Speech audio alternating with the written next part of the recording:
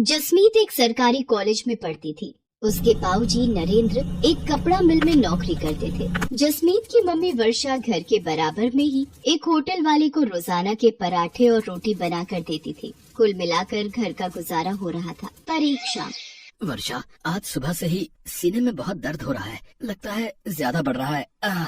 जसमीत जल्दी आ, तेरे बाबूजी की तबीयत खराब हो रही है। बाबूजी क्या हुआ? मैं ऑटो लेकर आती हूँ। जसमीत और वर्षा नरेंद्र को हॉस्पिटल लेकर जाती हैं। डॉक्टर नरेंद्र का ईसीजी करता है और उसमें कुछ कमियां आती हैं। अभी तो मैं कुछ दवाइयाँ लिख कर दे रहा हूँ। यदि इन्होंने ज्यादा अपने शरीर से काम लिया तो दिल की बीमारी भी हो सकती है और यकीनन आगे चलकर ये हानिकारक है। बाबूजी, अब आप कुछ दिन बिल्कुल काम पर नहीं जाओगे, बस घर पर आराम करोगे।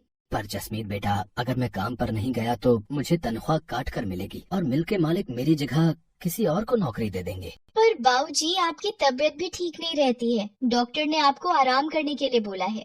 कुछ नहीं होगा बेटा, तू मेरी चिंता मत कर। वर्षा, मेरा रोटी का डिब्बा बांध दे, मैं चला जाता हूँ। पिछले 3 दिन से नहीं गया। इतनी छुट्टियाँ लेना मेरे लिए सही नहीं होगा।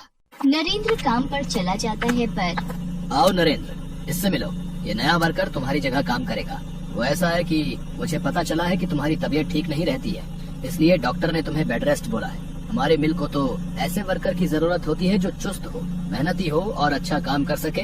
तुम्हारी तबीयत को देखकर मुझे नहीं लगता कि तुम ज्यादा दिन मेहनत के साथ काम कर पाओगे, और अचानक भगवान न करे तुम्हें कुछ हो जाता है तो बात हमारे ऊपर भी आ सकती है। तो इसलिए मैं तुम्हारा हिसाब कर रहा हूँ, तो तुम कहीं और काम ढूंढ लो।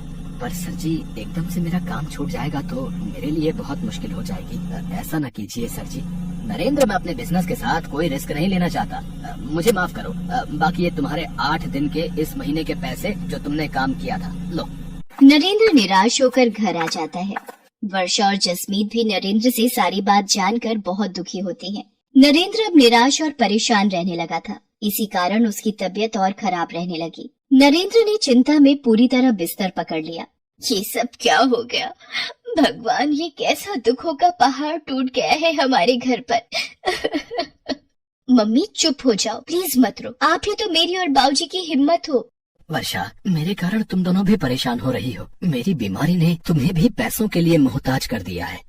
नहीं, देखो, मैं नहीं घबरा रही। अच्छा, आप दवाई ले लो और बिल्कुल चिंता मत करो। जसमीत, जा बेटा, वो दरवाजे पर होटल वाले भैया आए हैं, उनको पराठे पकड़ा दे, मैंने बना कर रख दिए थे। भैया, अगर 2 टाइम के भी बनवाने हो तो बता देना, मैं बना दिया करूँगी। ठीक है बहन जी, मैं मालिक को बोल दूंगा। अभी तो सिर्फ दोपहर के लिए ही बोले हैं। मम्मी, आप घर का काम, पापा की देखभाल इतना थक जाते हो, फिर 2 टाइम के होटल की रोटी और पराठे कैसे बना पाओगे? मैं कॉलेज से कुछ दिन की छुट्टी ले लेती हूँ, आपको हेल्प हो जाएगी। मम्मी, नहीं जसमीत, तू पढ़ाई पर ध्यान दे। वैसे भी ये तेरा आखिरी साल है कॉलेज का, तू मेरी चिंता मत कर, मैं कर लूंगी। वर्षा दिन भर काम करके अब थक भी जाती थी। नरेंद्र की देखभाल, दवाइयाँ और घर का खर्चा सब उसी के सिर पर था। एक दोपहर जब जसमीत कॉलेज से घर आई, मम्मी ये देखो, हमारे शहर में पराठे प्रतियोगिता होने वाली है। सबसे अनोखा पराठा के नाम से जीतने वाले को 50,000 रुपए का इनाम दिया जाएगा। मम्मी, आप इस प्रतियोगिता में ट्राई करो ना, देखना आप ही जीतोगी। जसमीत, क्या बच्चों सी बातें कर रही है? मैं और प्रतियोगिता में भाग? नहीं बेटा। पर मम्मी, इस प्रतियोगिता में भाग लेने में हर्जी क्या है? ट्राई तो करो, हो सकता है आपके बनाए हुए पराठे बहुत ही पसंद आए और आप इस सबसे अनोखा पराठा प्रतियोगिता को जीत जाओ। देखो, अगर आप जीत गए तो 50,000 रुपए से बहुत कुछ कर सकते हो। मम्मी प्लीज, मम्मी आप मेरे लिए एक बार इस प्रतियोगिता में भाग लो तो सही। मैं आपका फॉर्म भर रही हूँ, आपको इस प्रतियोगिता में भाग लेना ही होगा। वर्षा, अगर जसमीत का मन है तो तुम प्रतियोगिता में भाग ले लो। जसमीत सही कह रही है। हो सकता है कि तुम प्रतियोगिता में जीत जाओ। जीतना हारना तो भगवान के हाथों में होता है, पर बिना भाग लिए हार मान लेना ये भी तो सही नहीं है ना। तुम्हें अपने हुनर को दिखाना चाहिए, छिपाना नहीं। ठीक है, अगर तुम दोनों कहते हो तो मैं इस प्रतियोगिता में भाग ले लेती हूँ। ये हुई ना बात मम्मी। पर आप कौन सा पराठा बनाओगे जिससे आप ये प्रतियोगिता जीत जाओ? ये सोचना पड़ेगा। एक्सक्यूज मी मैम, आपका पिज्जा ऑर्डर था इस पते पर? भैया, वो सेम एड्रेस हमारे पीछे वाली गली में है, वहाँ का ऑर्डर होगा। हमारे बैक साइड के घर का भी यही पता है। पिज्जा का नाम सुनकर तो मम्मी, मेरे मुंह में पानी आ गया। गलती से वो डिलीवरी करने वाला भैया हमारे घर पर आ गया था। मम्मी, क्या आप पराठे को पिज्जा का लुक दे सकते हो? एक नए तरीके का पराठा।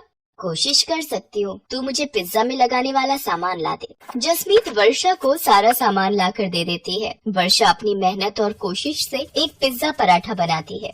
मम्मी, ये पिज्जा पराठा तो बहुत ही टेस्टी बना है और देखने में भी कितना सुंदर लग रहा है। मम्मी, क्यों ना आप यही पिज्जा पराठा सबसे अनोखा पराठा प्रतियोगिता के लिए बनाओ।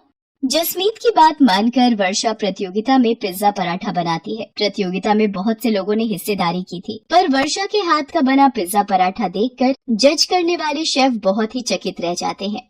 दोस्तों, बहुत से पराठे देखे, पर ये पिज्जा पराठा पहली बार देखा। वर्षा जी ने इस पिज्जा पराठे पर लेयर बनाकर इसे बहुत ही खूबसूरत ढंग से प्रेजेंट किया है और खाने में भी ये बहुत ही स्वादिष्ट पराठा है। इसके लिए हम सभी जजेस की सहमति से वर्षा जी को सबसे अनोखा पराठा प्रतियोगिता की विजेता घोषित किया जाता है और ये 50,000 का नकद इनाम भी इन्हें दिया जाता है। रोहित, एक अनाउंसमेंट मुझे भी करनी है। वर्षा जी ने जिस तरह आज पिज्जा पराठा एक नए तरीके से यहाँ पर प्रस्तुत किया, ये देखकर मुझे काफी प्रसन्नता हुई है। मैं चाहता हूँ वर्षा जी मेरे साथ मेरे अपने कुकिंग टीवी शो में हिस्सा लें और मेरे शो का हिस्सा बने। इसी के साथ तालियों की गड़गड़ाहट के बीच वर्षा की आंखों में खुशी के आंसू आ जाते हैं। वो अपनी बेटी जसमीत को गले से लगा लेती है। थैंक यू सर, आपने मुझे इस काबिल समझा। आप लोगों का बहुत बहुत शुक्रिया। ये सब मेरी बेटी जसमीत और मेरे पति नरेंद्र की वजह से ही संभव हुआ है। इन दोनों ने ही मुझे प्रोत्साहित किया और मैंने प्रतियोगिता में हिस्सा लिया। आपका लाख लाख शुक्रिया प्रभु, आपने मेरी जिंदगी को एक नया मोड़ दिया है। Love you mummy. मेहनत और लगन से व्यक्ति अपने जीवन में बहुत कुछ हासिल कर सकता है और यही वर्षा ने कर दिखाया।